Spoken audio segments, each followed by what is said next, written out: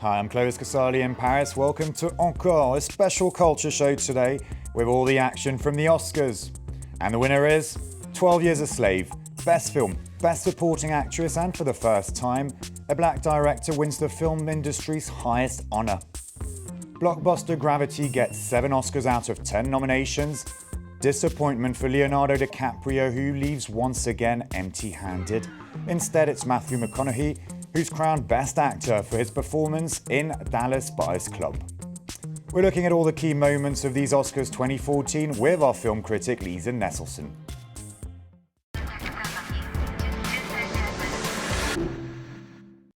Welcome to this special culture show. It's all about cinema today and about the Oscars with our film critic who's been carefully following the ceremony. Lisa, thanks for joining us. Hello. First question. Was it an obvious choice, 12 Years a Slave, for Best Film?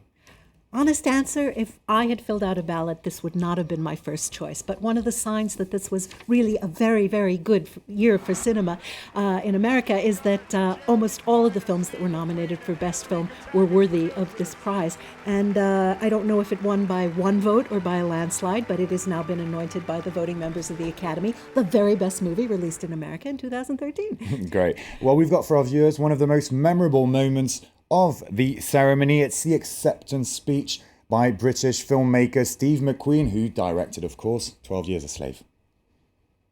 Everyone deserves not just to survive, but to live. This is the most important legacy of Solomon Northup. I dedicate this award to all the people who have endured slavery and the 21 million people who still suffer slavery today. Well, Lisa, this movie will clearly help the world and many Americans rediscover, understand better the darker parts of US history. I think you can say that. And what's interesting is of the 9 films that were up for Best Picture, 6 of them were based on true stories, and this is one of them. It's based on the absolutely harrowing memoir of one Solomon Northup, who was born a free man in upstate New York, was an upstanding, talented musician, a renowned man about town, and through all sorts of subterfuge found himself sold into slavery in the South and spent the titular 12 years trying to return to the life that had been stolen from him. It's one of the great things about it is that it's gotten this forgotten memoir back into circulation. Some people believe it should be as important as the Diary of Anne Frank. And for those who haven't seen 12 Years a Slave, here's a clip of the film. If you want to survive, do and say as little as possible. Well, I don't want to survive. I want to live. Don't you know something? I did as instructed. There's something wrong. It's wrong with the instruction. Master brought you here to work. Any more, I'll earn you 100 lashes. I know what it's like to be the object of Master's lash. No! In his own time, good Lord will manage them all. I will survive! I will not fall into despair! I will keep myself hardy till freedom is up. So Best Film, but also Best Supporting Actress for Lupita Nyong'o. Very few people had heard of this Kenyan actress until a year ago. This was her first feature film, and she gave an emotional speech. It doesn't escape me for one moment that so much joy in my life is thanks to so much pain in someone else's. And so I want to salute the spirit of Patsy for her guidance. And for Solomon, thank you for telling her story and your own.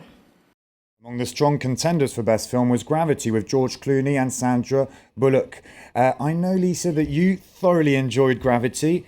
It did not quite win the top honour this year, but still it was a great night for director Alfonso Cuarón. Indeed it was. The film won in 7 of the 10 categories in which it was nominated, and Cuarón gets 2 Oscars to put on his mantle, not only as Best Director, but as co-editor of his own film.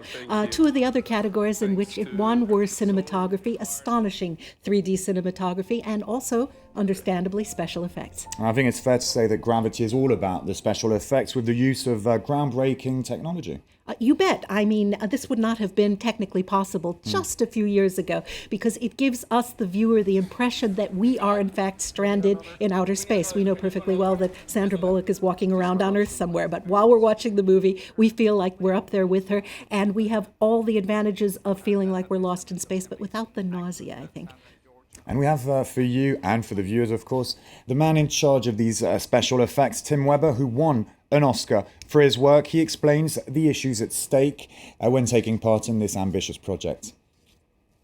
As soon as you get to things that haven't been filmed, like the space station being destroyed or fire in space, fire under zero gravity, there's minimal reference of that. We just had to kind of, from your understanding of the theory of space, extrapolate that to imagine what would really happen, how things would behave, and from that, how they would look. Moving on to another film that won over the hearts of Academy members, Dallas Buyers Club, with two great acting performances.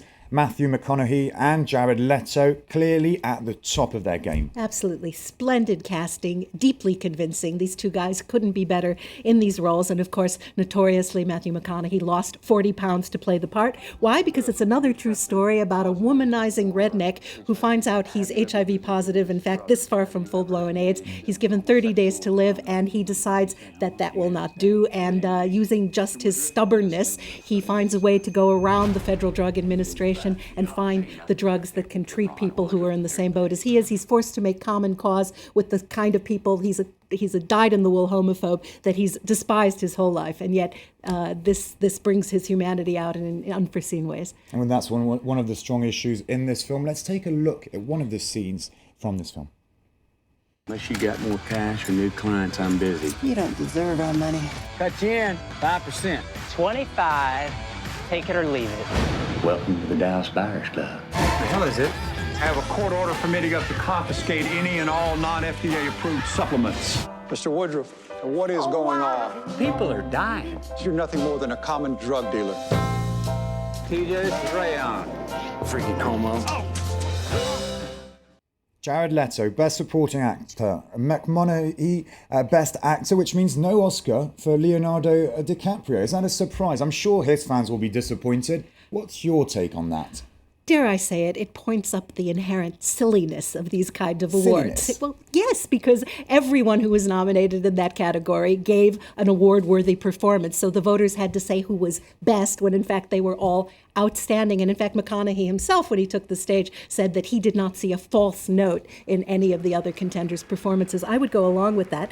And it took 20 years to get the story made. So I think that, the timing worked out right. Looking back 25 years, nobody had any idea how to deal with AIDS. And now it's a survivable disease, although Jared Leto pointed out that 35 million people have died of it since the beginning.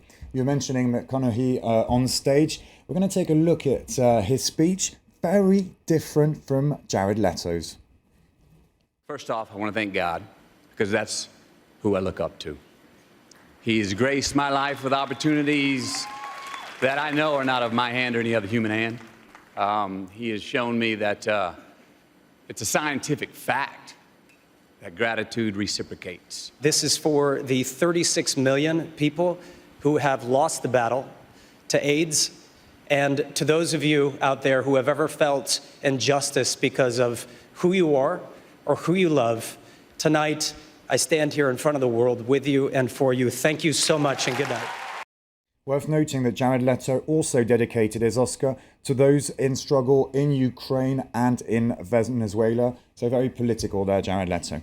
Well, moving on, as expected, Woody Allen didn't turn up for these Oscars. It's not really his cup of tea. So he didn't get to see Cate Blanchett win Best Actress for Blue Jasmine, that he directed, of course. Tell us, Lisa, more about her role. Well, Jasmine is a trophy wife in New York City who absolutely loves all the comforts and marks of status, which are pulled out from under her when her husband, played by Alec Baldwin, is sort of arrested for nasty shenanigans on Wall Street. She's a woman scored deeply distressed that she suddenly has to move in with her half-sister in San Francisco and, horror of horrors, work for a living. Woody Allen wrote a very juicy part, and she really, really runs with it. And we've just seen Cate Blanchett at the ceremony, as glamorous as ever. And she had a message for Hollywood producers. She sent it loud and clear. And perhaps those of us in the industry who are still foolishly clinging to the idea that female films with women at the centre are niche experiences. They are not. Audiences want to see them, and in fact, they earn money. So... And good news for La France, with Best Animated Short Film for Monsieur Hublot.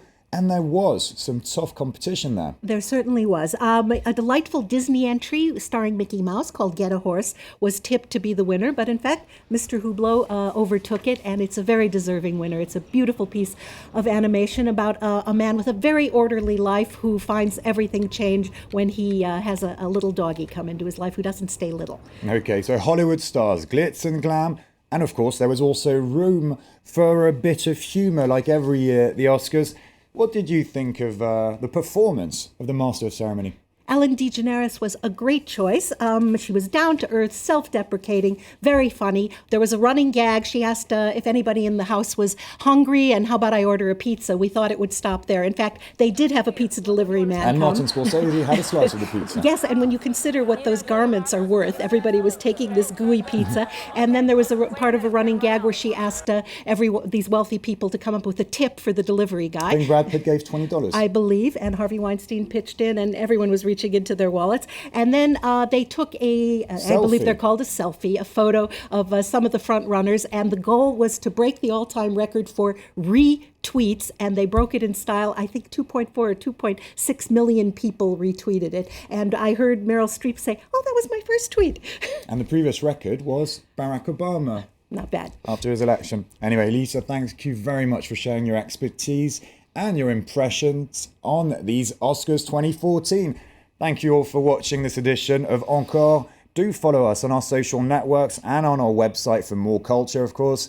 We end the show with a clip from Monsieur Hulot, Oscar for Best Animated Short Film. It's French, no dialogue, but a lovely soundtrack. See you soon.